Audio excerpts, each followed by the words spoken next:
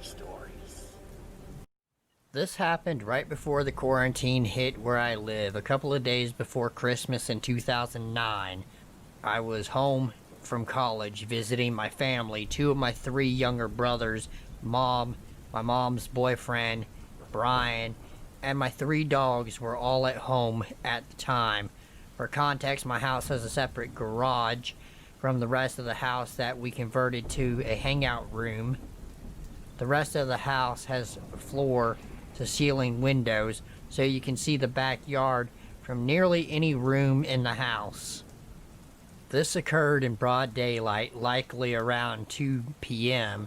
I had just gotten home from lunch and I was FaceTiming with my now ex-boyfriend in my room when my mom and Brian came into my room asking me if one of my friends was in the garage. Slightly confused, I said no and asked why in the fuck would my friend be in the garage, and they immediately ran out and grabbed my brother and my dogs, corralling them into the front hallway. They grabbed their phones and called the police, stating that there was a 25-year-old male, obviously drugged out, who had barricaded himself in our garage, sitting on the couch watching TV. They then explained to me and my brothers that he had locked himself in the garage, gone into our refrigerator, and was eating our food and drinking my parents' wine while sitting on the couch watching daytime television. He had also grabbed a lantern, sleeping bag, and an axe from Brian's tools. Now, before the police got there, Brian grabbed a baseball bat and walked around the garage to the window. As me and my brothers watched from the window inside, he banged on the window and the gentleman inside screamed at him, "I'm waiting for my girlfriend. She'll pull up soon," and flashed the axe. Finally, the police had arrived and they had subdued our new friend. Not much happened after that, and the police took my parents' statement and swiftly left the man in our garage.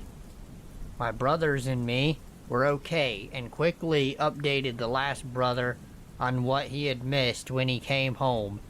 In the spirit of a 12-year-old boy, he was sad that he had missed such a wild event that had occurred in our sleeping suburb. A few weeks later, the police sent my mother the information about the case, particularly the gentleman's name. My mother, the apparent super sleuth, decided to research the last name and any public criminal records of the man in our garage. While the only charges she found for this man were a few drug misdemeanors, she did find something interesting about a relative. Now this man's last name is not common and also is hyphenated, so it is appropriate to assume relation between these individuals. Apparently, the man in our garage, his father or relative, had killed a few people in a convenience store in order to celebrate his 21st birthday. Now, I know that nobody is exactly their parents or relatives, but this man was in his 20s when he broke into our garage. So it worries me that there could be some undiagnosed mental health issues in his family, and this man was clearly unstable. So to the man who broke into my garage to take an axe and watch TV, I sincerely hope that you get the help that you need. However, let's not meet again.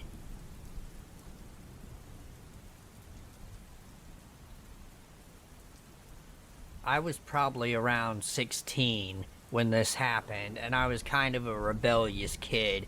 I joined Tinder to meet some older guys, and I matched with this really attractive 20-year-old that seemed really into me.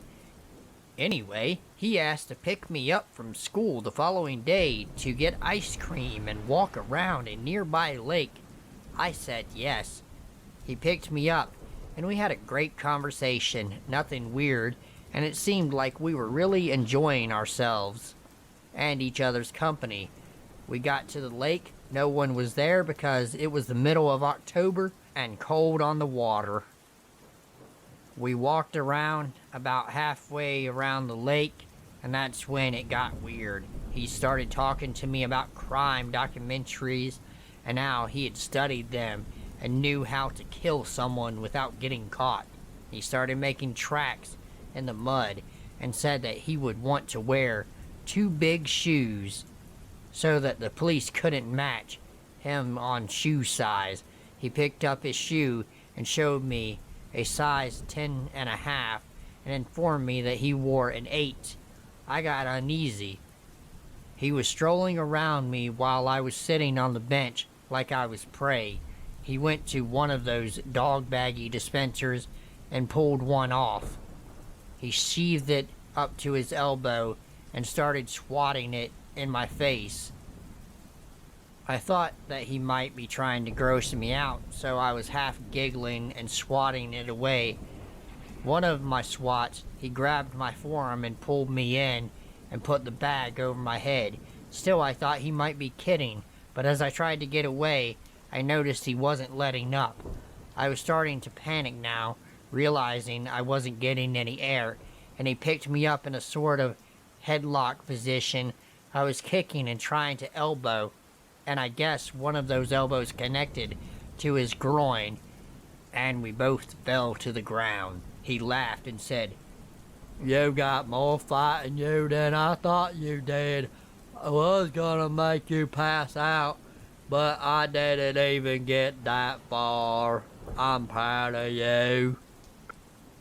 All of my shit was in his car on the other side of the lake, so I decided to play along and pretend that it was funny.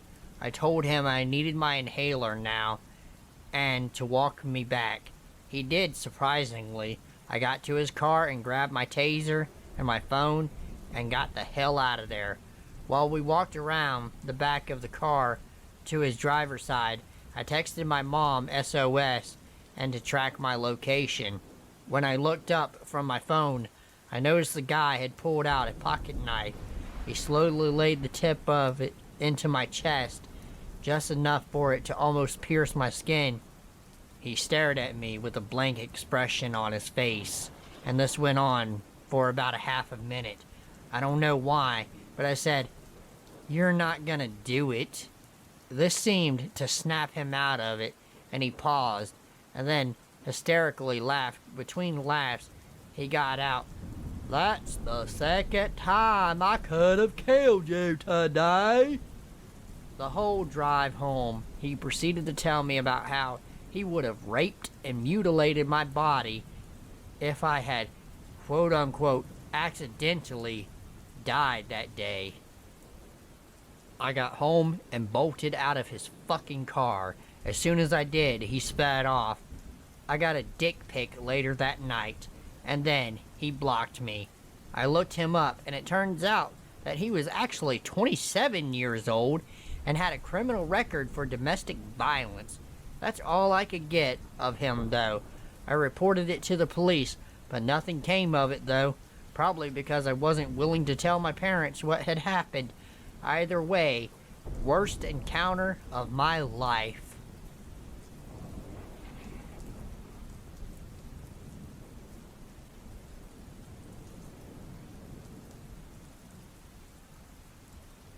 I used to live in a real rough area. I'm talking a super low-income apartment complex in southeastern Tennessee that had been raided by the drug task force and cleared out multiple times in the past. The apartment complex was pretty spread out, with a lot of roads linking them all together. This place was almost like a small village, I guess, because most people in the complex would wander around outside or sit outside their apartment, and they would just socialize or do shady shit. A lot of small meth labs, dealers, and that sort of thing. They didn't tend to have a lot of problems because of a former addict myself. I didn't tend to be the snitching or moralizing sort.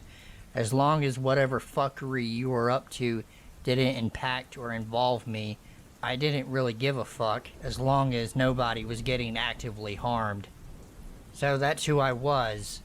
The quiet gay guy who lived with his boyfriend and 4 cats, who didn't fuck with anybody, but on the few incidents I'd be fucked with, I'd been known to not back down, so I wasn't often fucked with. People who also didn't tend to start shit with each other there, mostly just outsiders, and while I didn't make friends, I was at least a known member of the community as I lived there for about 2 years.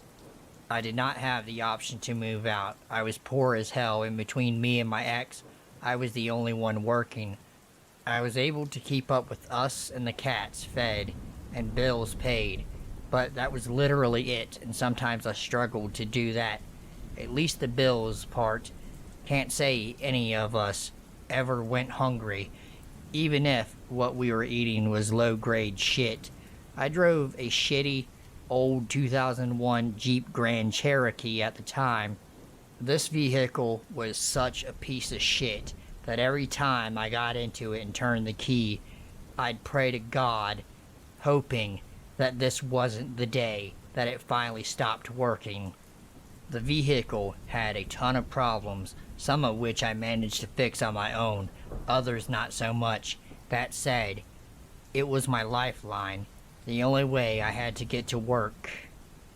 I'm not quite sure how this happened, but somehow word got around that I was trying to sell my Jeep. This was obviously not true because I needed the damn thing and knew it wasn't worth enough to sell in order to assure I could buy another vehicle. Nonetheless, I started having people approach me about it, offering me painfully low sums of money before I'd turned them away. I tried my damnedest to kill the for sale rumor, but it persisted up until the day I moved out of state and never looked back.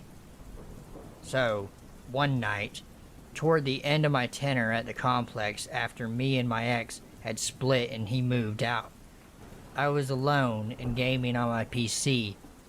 I believe I was playing Tekken.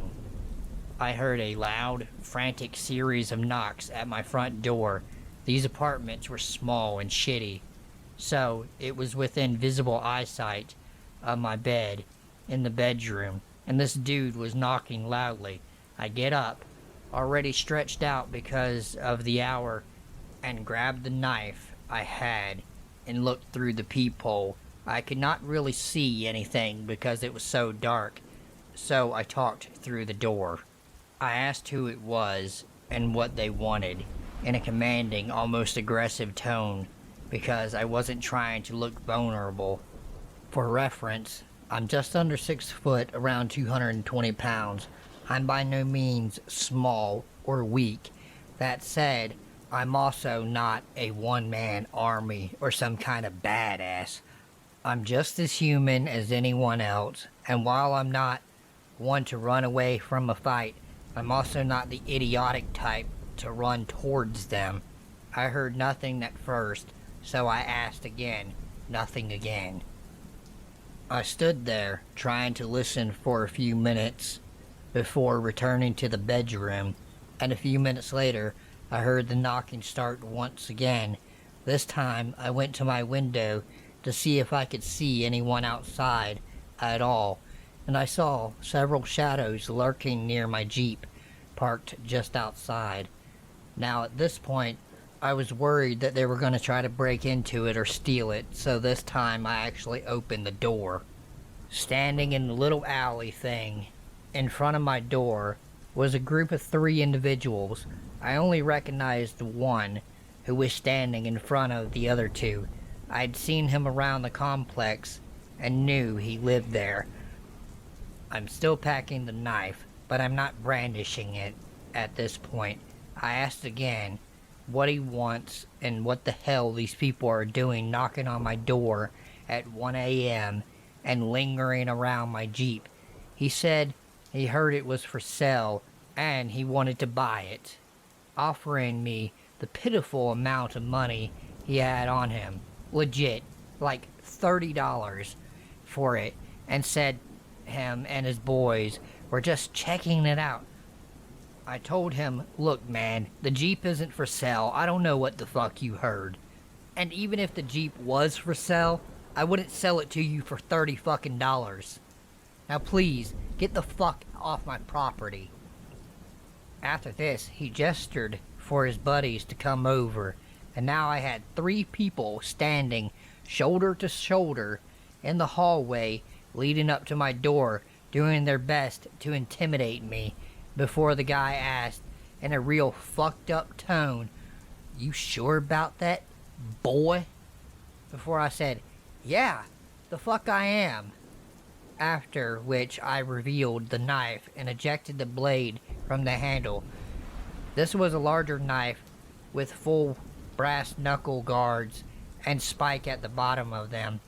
Not your typical small pocket knife by any means. His response to this was to call me a pussy for bringing out a weapon, to which I responded something along the lines of, "Says the motherfucker who comes here 3 deep," to which he just laughed at me. The sight of the knife did not put him off at all. I guess he figured I'd be too scared to use it, and that they could rush me before I got the chance. When I saw them inching their way forward, I sprung into action and started wildly thrusting and slashing the blade around in their general direction with wild abandonment, showing I had 0 issues with potentially killing or injuring all of them.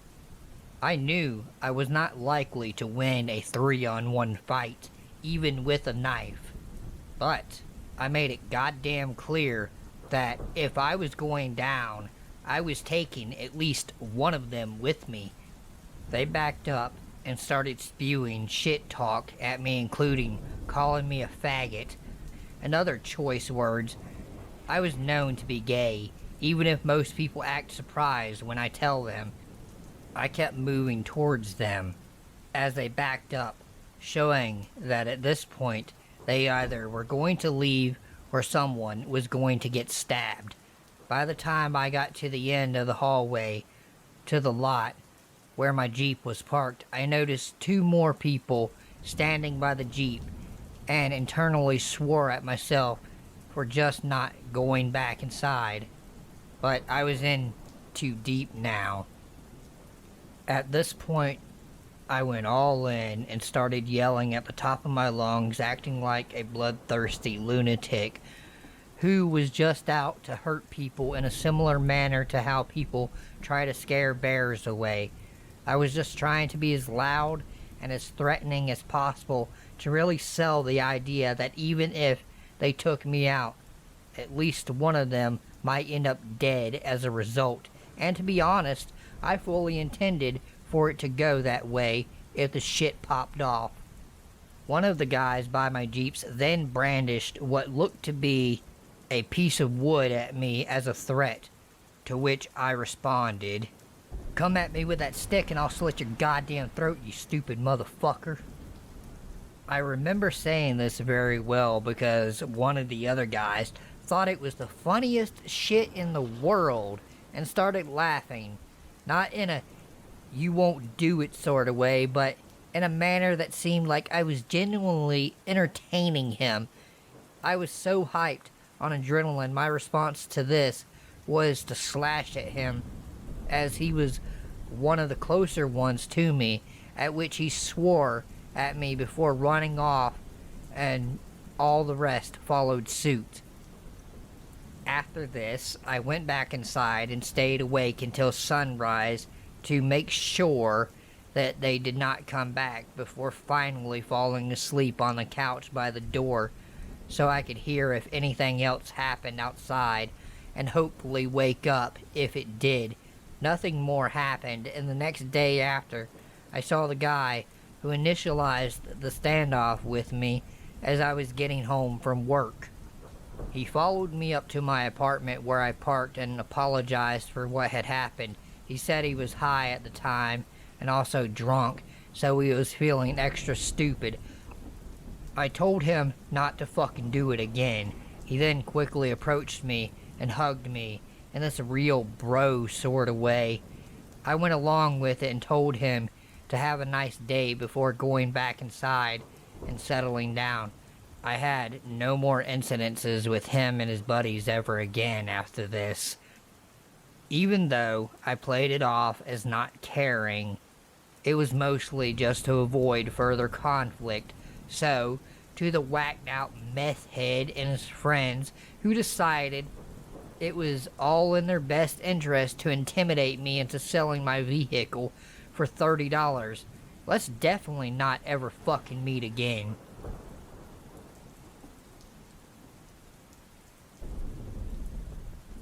Please don't kill me. I have a lot to live for. I have a wife and kids. If you're new, go ahead and hit the like button and subscribe to my channel, as it really helps me out. And if you are already subscribed, welcome back and thank you for subscribing.